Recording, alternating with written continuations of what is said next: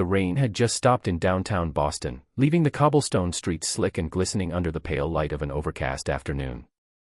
Cars whispered past, their tires hissing against wet pavement, and the faint aroma of roasted coffee drifted from a small café tucked between two century-old brick buildings.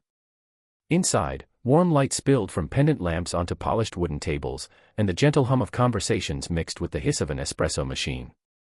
Jonathan Whitmore, a man whose tailored charcoal coat spoke of quiet wealth, pushed the café door open and stepped inside, holding the small hand of his 8-year-old daughter, Clara. She was bundled in a cream-colored sweater, her hair in soft braids, and her hazel eyes darted around the room with the restless curiosity of a child. She didn't speak, hadn't spoken a word since she was born, but Jonathan understood her perfectly in other ways. He always had. He guided her to a quiet corner table near the window, the spot where he could watch the street while giving her a view of the rain-speckled glass. For Jonathan, cafés were a small ritual, a place to slow the world down, even if for only half an hour. But today was different. Today he was thinking about the meeting he'd just left, the boardroom voices still echoing in his head, and the decisions that would shape the next quarter of his multinational company. He wasn't a man easily distracted from work, but Clara was his exception. Always. As they settled in, Jonathan set down a steaming cappuccino and a small mug of hot chocolate with extra cream for her. Clara smiled faintly, her hands resting in her lap. She tapped twice on the table, her subtle way of thanking him. He signed back, "You're welcome, sweetheart," his fingers moving with the kind of fluency born of necessity and love. Few people outside their home ever signed back to her. Fewer still even knew how. That was one of the reasons he often kept her close, shielded from awkward stares or well-meaning pity. But as Jonathan sipped his coffee and watched the gray afternoon beyond the glass, he didn't notice the café door open again. A young woman stepped inside, brushing rain from her long dark hair. She wore a navy trench coat, its belt loosely knotted, and a messenger bag slung over one shoulder.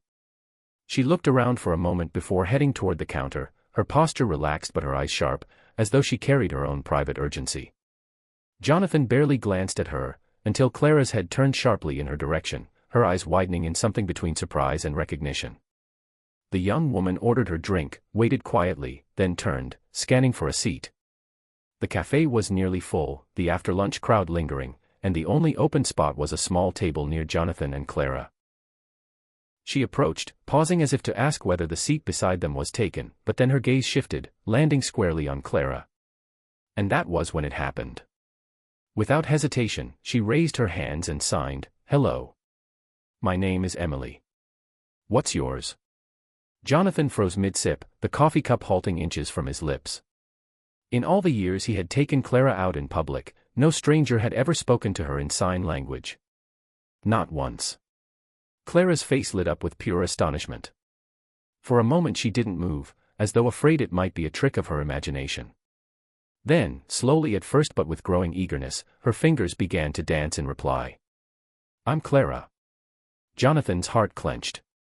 There was a radiance in his daughter's expression he hadn't seen in months, an unguarded joy, free from the usual weight of silence.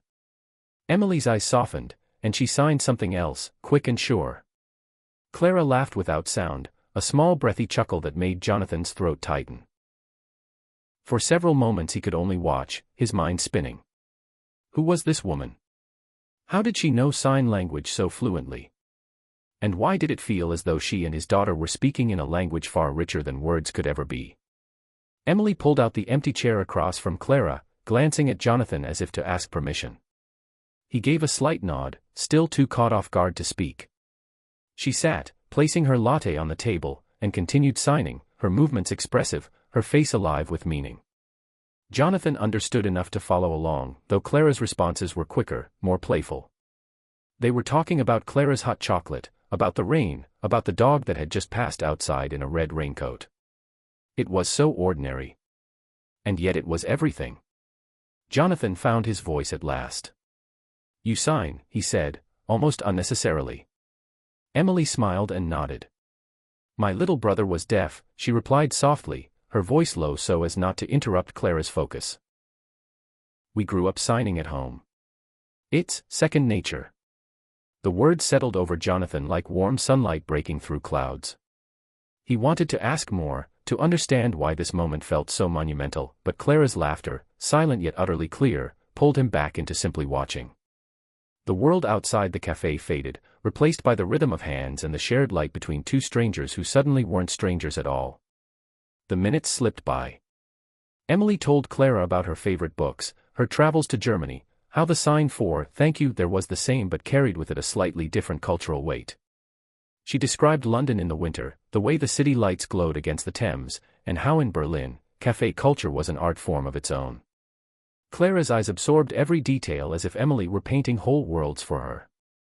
Jonathan sat silently, letting his coffee grow cold. A part of him felt almost ashamed. Ashamed that he had underestimated what a connection like this could mean for his daughter. In his world of boardrooms and billion-dollar deals, he had forgotten how life-changing a single human gesture could be.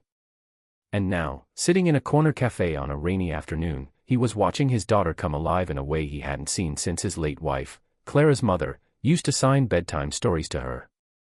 When Emily finally glanced at the clock and realized she had to go, Clara's smile faltered.